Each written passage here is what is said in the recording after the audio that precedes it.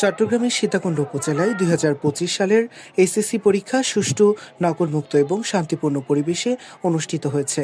সারা দেশে ১৩,২০,০০০ পরীক্ষার্থী অংশগ্রহণ করে।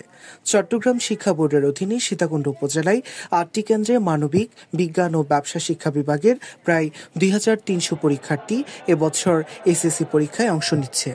পরীক্ষার প্রথম দিন থেকেই কেন্দ্রগুলোতে কঠোর নিরাপত্তা ব্যবস্থা গ্রহণ করা হয়েছে।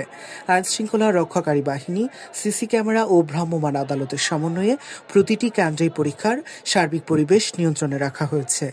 সীতাকুণ্ড ডিগ্রি কলেজ, সীতাকুণ্ড সরকারি মহিলা কলেজ, কুমিরা শহীদ জিয়াউর রহমান কলেজ সহ অন্যান্য কেন্দ্রগুলোতে পরীক্ষার্থীদের জন্য প্রয়োজনীয় চেয়ার টেবিল, পানির ব্যবস্থা ও স্বাস্থ্যবিধি অনুসরণ করা হচ্ছে।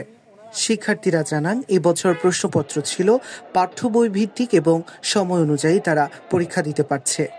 আজকের পরীক্ষা ছিল বাংলা, যা সকাল 10টা থেকে দুপুর 1টা পর্যন্ত চলে। খুব ভালো কমন আসছে, একটু ওই যে নাটক এবং উপন্যাসে একটু কষ্ট হয়েছে, এতটুকু ভালো ছিল মোটামুটি, কিন্তু স্যারের অনেক কড়াকড়ি করছে, ঘাড়ে ফিরে দেয়নি, খুব কড়াকড়ি ছিল। আমি সীতাকুণ্ড ডিগ্রি কলেজ থেকে এক্সাম দিচ্ছি, আমার সিকিউ ভালো হয়েছে, এমসিকিউ ততটা ভালো হয় নাই, মোটামুটি যা লিখছি 5টা দিছি, পুরোপুরি 7টা দিতে পারি নাই। নির্ধারিত সময় অনুযায়ী পরীক্ষা শুরু হয় এবং কোথাও কোনো প্রশ্ন ফাঁস বা অপ্রীতিকর ঘটনার খবর পাওয়া যায়নি।